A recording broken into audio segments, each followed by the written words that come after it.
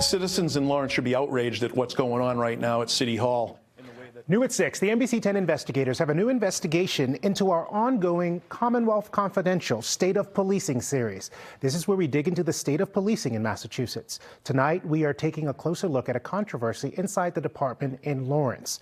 That's where the provisional police chief, a close political ally of the city's mayor, has been paid a six-figure salary to stay at home for nearly a year.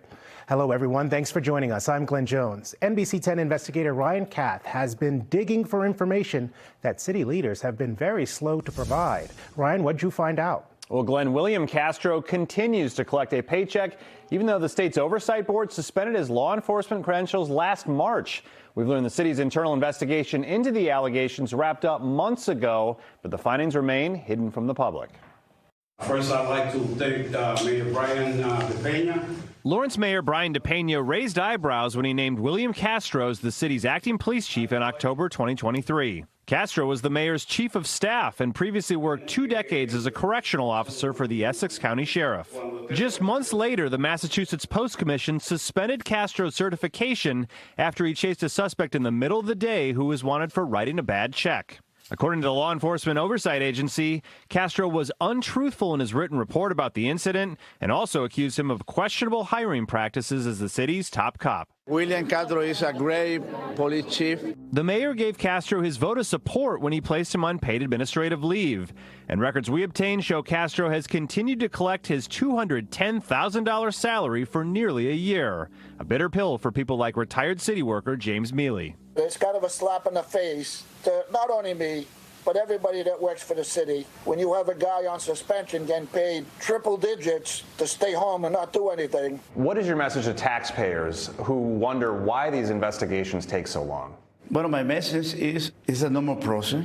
We sat down with Mayor DePena alongside our colleagues at Telemundo to ask why the police chief uncertainty drags on. Porque cuando una persona se suspende, because when a person is suspended under an investigation until he's found guilty, his salary has to be maintained. It's a normal practice to avoid lawsuits. We learned the city hired Daniel Bennett, the state's former Secretary of Public Safety, to conduct the investigation into Castro. That report was complete last October, but the mayor told us he then ordered a second investigation. Look, I want them to do this. I want to prevent it from being tainted and to make sure that it's a very transparent investigation. Y usted se está manteniendo al margen de la investigación. Like never before. And I want to stay more on the sidelines always. I'm deeply concerned with transparency. When it comes to transparency, how would you describe what's going on? Very non-transparent, just the opposite. Chris Ryan is president of the New England Police Benevolent Association, which represents the police unions in Lawrence. They've been fighting for months to get a copy of the investigative report. It is complete taxpayer waste when the citizens deserve better and the officers deserve better.